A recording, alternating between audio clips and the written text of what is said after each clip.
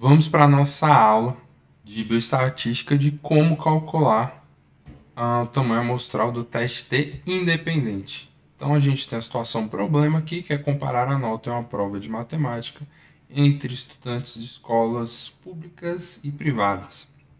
A gente tem um power de 80% que ele quer e o alfa aqui de 0,05.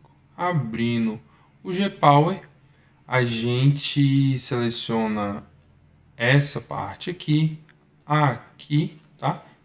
E coloca os parâmetros. Cauda, bicaudal. O D é uma estimativa. O alfa ele deu pra gente. O power ele deu pra gente.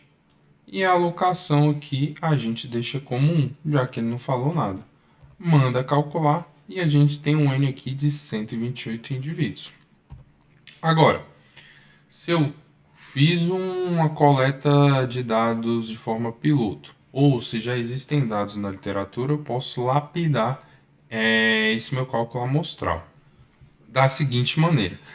Aqui é o mesmo enunciado da questão anterior, e aqui a gente dá essa incrementada.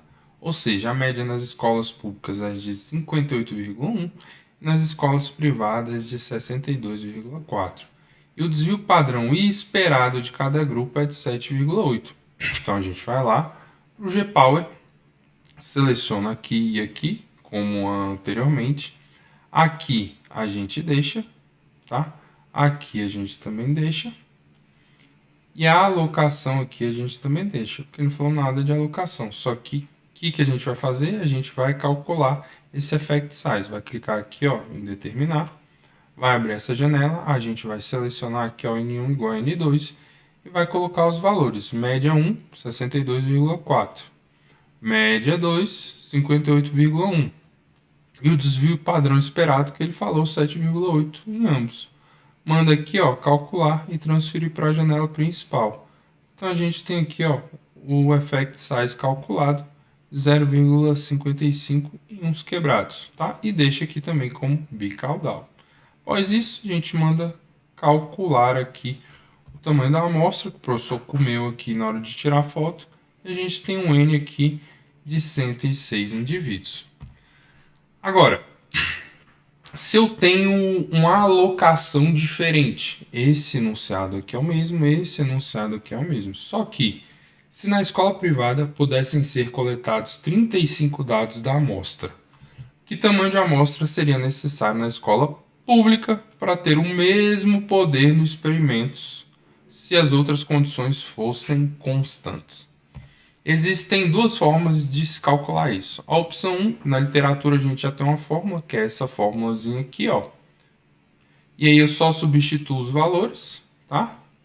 E eu tenho aqui um resultado final de 109,11. E a gente sabe que calculou alguma coisa em relação à quantidade de sujeitos, no caso o cálculo amostral, e deu vírgula alguma coisa, a gente arredonda para cima.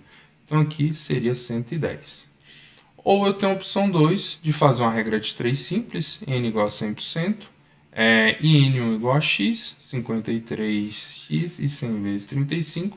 Eu tenho esse x aqui de 66%. E a gente joga ele lá na alocação. Então ficaria o seguinte, a gente calcularia tudo isso aqui e deixaria o effect size na hora de colocar a alocação, ó, 0,66 calculado com a regra de 3. Então, a gente tem aqui ó, um N de 110 indivíduos. Lembrando que algumas áreas de estudo possuem fórmulas ou sugestões de fórmulas específicas para se calcular o tamanho de efeito. Veja se é o caso do seu estudo. E no exemplo anterior, a gente pode calcular o tamanho de efeito quando os N são diferentes utilizando o desvio padrão interno de cada grupo. Veja se é o caso do seu estudo. Ah, mas minha área tem a sugestão de uma fórmula diferente para calcular o tamanho de efeito. O que eu faço, Sasha? Estou perdido. Existem 3 opções que eu sempre recomendo. Primeiro, converse com o seu orientador e veja qual ele recomenda usar. Opção 2, calcule de ambas as formas, ou das 3, 4 formas e leve para discussão na sua qualificação ou com o seu orientador. E, cara, se ninguém chegar a um consenso, utiliza com maior N e pronto. Beleza? Agora vamos ver como faz isso na prática no G-Power. Bom, pessoal, vamos ver aqui agora como a gente faz os 3 exemplos na prática. O primeiro deles, a gente vai selecionar aqui, ó, medidas independentes, 2 grupos, tá? Deixa aqui a priori, t-teste, 2 caudas, 0,5 a gente deixa aqui 0,05 também.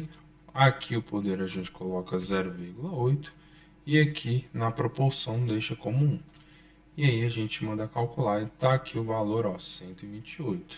Agora, no nosso segundo exemplo, pessoal, a gente vai clicar aqui, ó, em determinar e vai selecionar aqui, ó, N1 igual a N2 e vai colocar os valores: 62,4, 58,1, 7,8 e 7,8 também.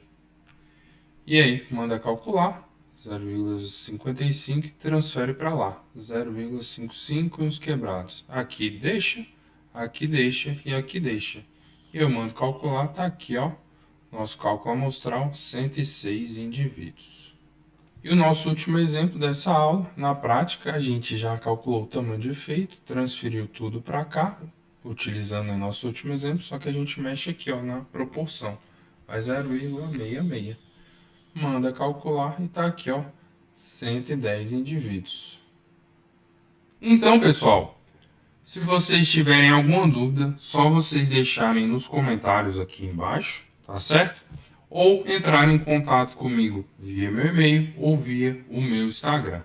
E se vocês gostaram dessa aula, se essa aula foi útil para vocês, cliquem no botão de curtir aqui embaixo, deixem aqui nos comentários quais outras aulas de bioestatística vocês querem e que vão ajudar vocês. Compartilhe esse vídeo com aquele amigo que está suando para rodar o cálculo amostral dele.